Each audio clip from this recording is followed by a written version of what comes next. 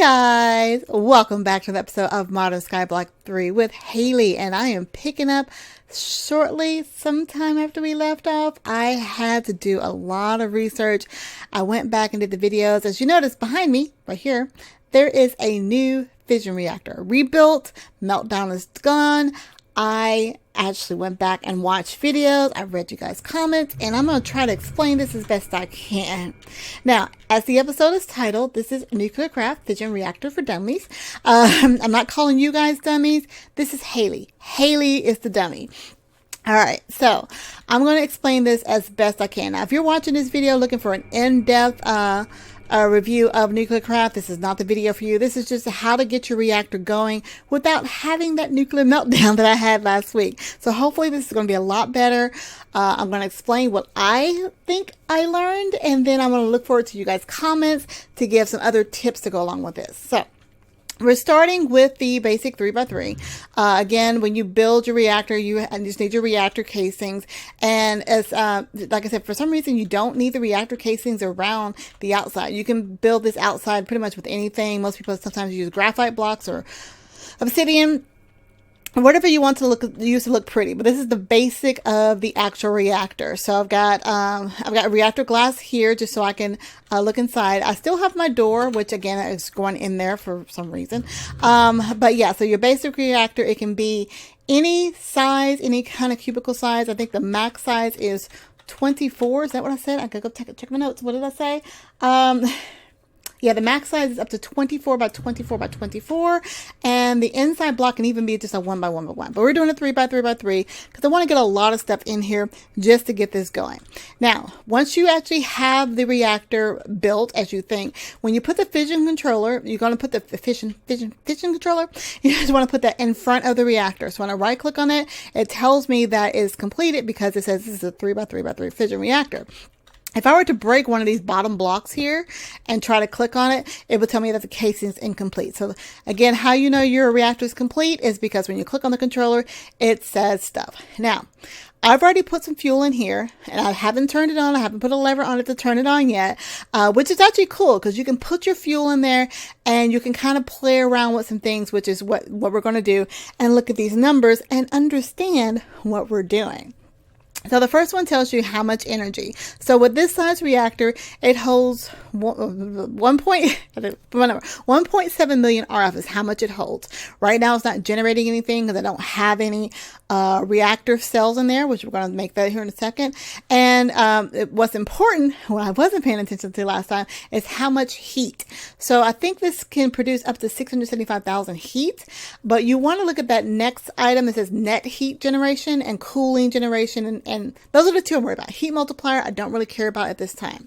So once you have your reactor built, you want to make these things called reactor cells, which the quest didn't actually have us make, but again, my research told me that. So when I put a reactor cell in here, just one, we'll put one right now, you can see that it actually has some numbers in here.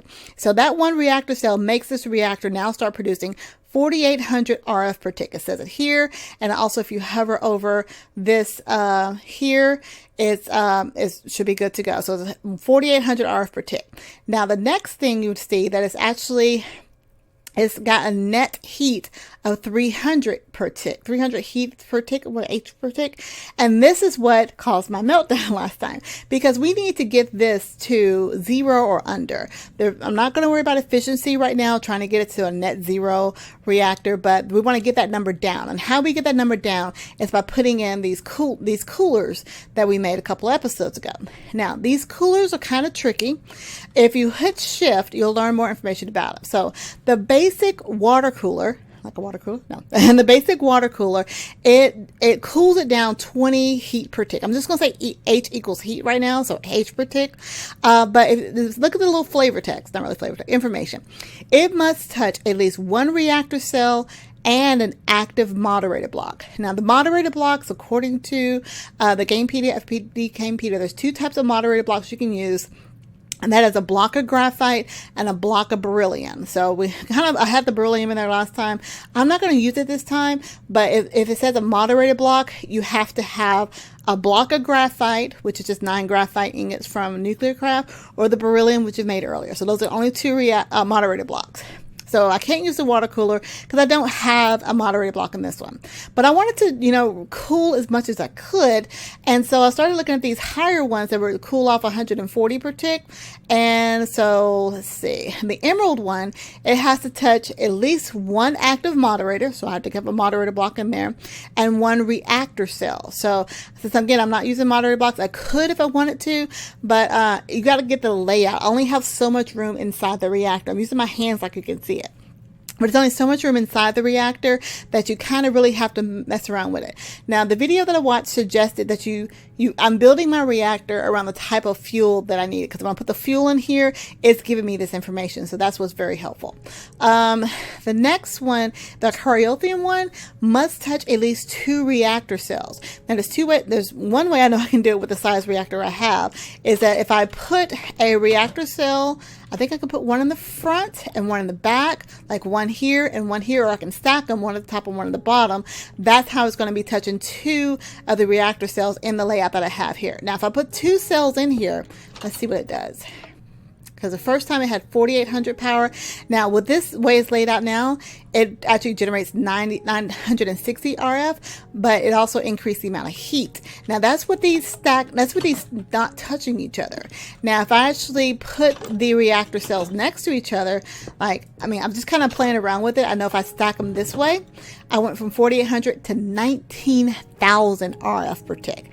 That's amazing. But look how much heat it does. It went from 300 to 1,800 heat. So you're going to kind of have to play around with it to get what you need. But to get the 2, let's see, if I stack these 2 up here and put the cooler in here, put the cryothium, so this should meet the criteria for the cryothium one.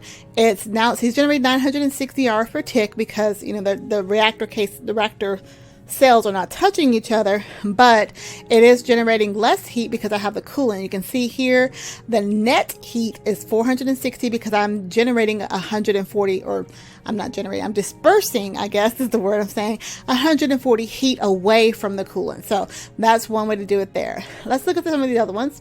The Enderium cooler, I actually like this one better, but this is a little tricky as well. It must touch exactly 3 reactor casings at exactly 1 vertex. I don't know what the vertex part means, but let's pretend here. So let's go ahead and just take this back down to our one little cell here. So we got 4,800. So if I'm going to touch 3, I have to be in the corners basically. 1, 2, 3. So let's see what that does. So that should, see, now I've got, I had 300. So now I've got net heat generation of 160 because I brought that 300 that it was down by 140. So if I use 2 of these, that should be enough to keep it cool. Again, we're not doing it, so I'm putting these in corners because it's touching 3. And now I've got 20 because I have 280, because remember we started at 300, so now I have net heat generation of 20 H per tick. But I'll put this third one down here in the corner, and we end up with negative 120. So we're only generating 4,800 RF per tick, but this should be enough to keep it cool. Now, so that's kind of where I got so far. I know it should not blow up this time. But let's do a little bit more experiment. We'll look at some of these other ones. So I'm not going to go through each one of these. Again, I may do a tutorial series on this later, but I'll learn more. But you got to read that flavor text. It must touch exactly 1 act. This is the liquid helium one. My mouse moved. It must touch exactly at least 1 active redstone cooler. So you have to have a redstone cooler, which must touch a redstone cell, and at least 1 reactor casing. So that might be something to look into. The diamond cooler must touch at least 1 water cooler, which needs a moderator block, and 1 active quartz cooler, which, where's the quartz? Where's quartz? Right there. Must touch a moderator. So again, you can just kind of work with it, but those are the numbers that I researched and how not to get this to blow up. Now, we know that if I put an extra reactor cell on top of this, it goes from 4,800 to 19,000 power, but we have to find another 1,000 cooler to get it down. Now I can put this Enderium cooler in these other corners right here, because that should bring it down 140, another 280. Let's see, that should bring it down to about a little bit over 1,000. Yeah, 1,100 heat per tick. But I still have to kind of work around the coolers to get it in there. Now, if I wanted to, let's see if I remember, if they don't touch each other, it doesn't generate as much power, but it generates more power than it has with one. And put this cryotherm cooler in there. I am at negative 240. Actually, don't even need the cryotherm cooler in there. Let's see. Yeah, I don't even need the cryotherm cooler in there. Just by separating the two reactor casings there, it's already a lot cooler in there. So that's all. Now, and just for giggles, if I want to put 3 in there, so we know 1, 4,800, 2 touching each other was 19,000, and 3 touching each other generates 36,000 hour per tick, but it's very, very hot. Very, very hot. Okay. So we're going to go ahead and just, let's see, I'll keep those 2 in there because I got plenty of things to keep it cool. I might actually, let's see, if I put this in there and stick another reactor casing here. I know it's touching the other one. Yeah, it's still too hot. So I'm not going to put that extra reactor casing. I'll keep 2 right there for right now and hope that this doesn't melt down. This should not melt down. Okay, I'm generating 9,600 RF per tick. I've got the fuel, I guess, the fuel going down? It says 25 seconds. I think it's going to take 25 seconds to deplete this fuel. We'll find out. I have 2 cells in here, but they're not touching each other. And I have a net heat of 240. So, we're going to test this out. I actually did not test this in between episodes, but hopefully all the numbers are there. Now, again, this is not an in-depth tutorial series or anything, but let's just see what happens. What's the worst that can happen? I'm scared. All right, so we needed to get it. The reason we're doing this, I guess the purpose on that, we need to get a depleted HE-235 fuel, and that's going to come in handy because I'm learning more about fuel, and that's going to get us more to what we need for the what's we need, the California, all that stuff over there. Okay, so let's go ahead and put a lever on this and turn it on, and it's generating power. It's not getting hot. Looks like it's actually, it should be good. I hear the Geiger counter clicking. Yeah, so it's actually using the fuel, so hopefully it'll get down there. We're plenty cool. So again, you can kind of work with it to get it to be a net 0 heat. But I'm just trying to get it so I can get this thing here. There we go, depleted reactor. So let's go ahead and turn it off. This has got power sitting in it. Again, it stores 1.7 million RF, so it's got all that power in there. I can actually hook it up to my my induction casing over here, just generating all the power from the nuclear, this reactor over here. Is this full of power? I think this is completely full of power. Yeah, I have so much power in this thing. But yeah, so that's how it works. So now we can move on. See, guys, I learn, I read, and I learn. I know I should have did it before, but I wanted to. I was just trying to rush stuff. Don't do that. All right, so we have the depleted HE-235 fuel. Now, it doesn't really tell us, what I need to get the achievement. It's not the achievement. These quests up here. So we're going to go back to the advanced resources because we needed 4 of the HECF fuels. So I was hoping that would tell me a little bit more, but I think we kind of have to go down the rabbit hole. So we need the HECF fuel, which it tells you, oh, I forgot to tell you also, it tells you, if you look up the fuel, how much heat it generates, the base heat, and how much power it generates. That's just a 1-for-1. So if you just have the one fuel, if you hover over it, it tells you how much you need to cool just the one cell in that. So that was kind of important to know as well. But yeah, I learned. So there you go, guys. That is officially a Nuclearcraft Fission Reactor for Dummies. Yay! Okay. Anyway, moving on. So now we need to get the HECF fuel. To do that, we're going to need some californium, 251 and 252s. And we know, usually we get these are little words, or isotopes.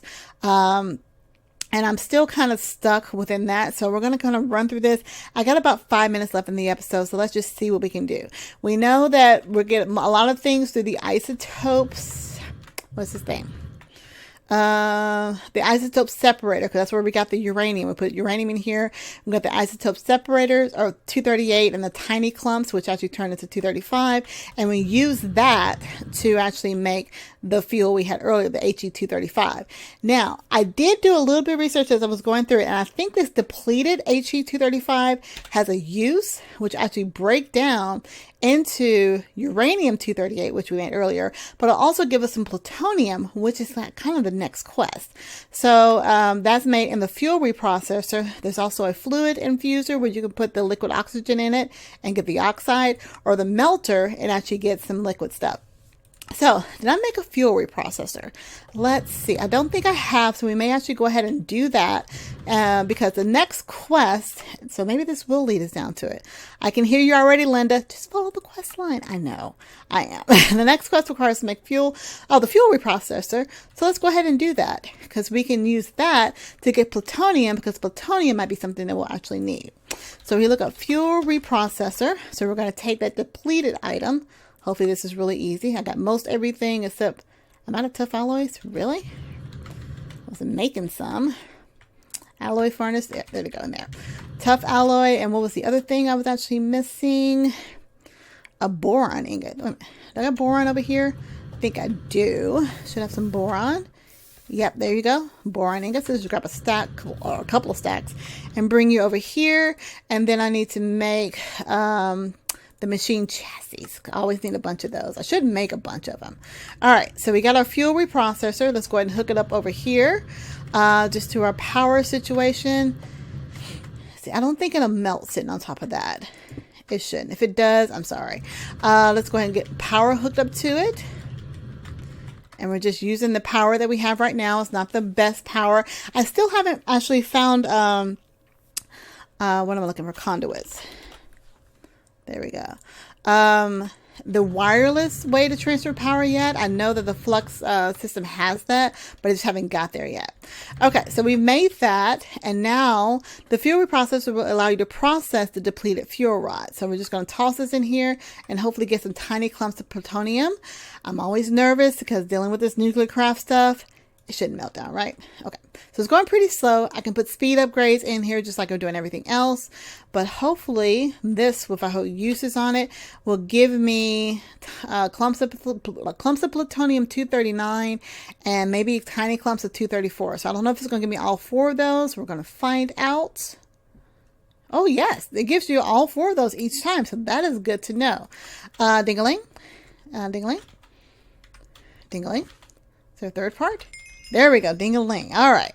So we're moving right along. I'm just going through the quest. So uranium separating isotopes. I did the isotope separator. Oh, I have to do all of these. Well, it's not that much. Okay. So let's do thorium, boron, and lithium. Let's see. It shouldn't take that much to get in there. Thorium. Do I have any thorium? A depleted thorium block. Where did I get thorium from? Is that over here? Thorium. I made so much just weird stuff. Let's see. Silver, nickel, magnesium, copper. How do I get thorium? Oh, right there. Thorium. Let's just grab some. There's several stacks in there. Thorium. Okay, so we're going to put one of these in the isotope separator and see if we get what we need. I'm guessing we just need one of those. Lithium was another. Yeah, so I got that. Lithium was another thing. So we're just, breaking everything down into their basic components. What was the last thing we needed? Boron. Let's see, I should have boron. I grabbed that on me. There we go. So we'll finish that quest and see. I'm just following the line on how to get all the materials. See, I do learn. Ding-a-ling. Ding-a-ling. There we go. Okay. Let's put these elements up right now. They shouldn't melt down my AE system. Normally you would not have these elements all touching each other. Okay, let's put these extra coolers up. And that. Okay, so that quest is done. And so that opened up uranium RTG. It generates 4 RF per tick. Okay, that's nothing. Let's go ahead and make that uranium RTG. Let's see, it's probably really easy to make. Graphite, depleted uranium block, which I don't have a depleted uranium block, really. I can make that by using the uraniums that I have. Yeah, we'll do that. And now we can make it. There we go. uranium RTG. Another source of power, warm green glow. Let's see. So these generated power, the decay generators. And does this just generate power just from being there? Yeah, apparently it does. It just generates power out of nothing. Okay, so that's an easy form of power, I'm guessing. Okay, so let's go ahead and move on to the next one. The next one's plutonium RTG, which generates 100 RF per tick. Okay, so this is just generating power just because it's plutonium in that. Plutonium? Oh, I don't know how to spell. Okay, let's just look up RTG. RTG. Plutonium RTG. Yeah, it's the same thing, just requires plutonium. Wait a minute. Did I not get the plutonium I needed? Wait a minute. I got plutonium. What do I do with the tiny clumps? Oh, 242 and 239. And I need 238. How do I get 238? Let's see. Ingot farmer, alloy smelter. How do I get 238? Tiny clumps of that. From that, okay. Fuel reprocessor. A depleted HEN 239 fuel. Okay. All right, I'm going to play around with that. I got to be playing around with the reactor a little bit more. Maybe I can find a path to get to the fuel that we need. But I am very proud that I did not blow up everything and I figured out this actual reactor. So I want to give a shout out to the video that I watched. It was actually by... Oh, it's called Nuclearcraft. The actual channel is called Nuclearcraft. So if you're Googling it, it's the first one that pops up. And it was very, very helpful. There's another video on basically... Okay, so this video was designing the reactor around your fuel.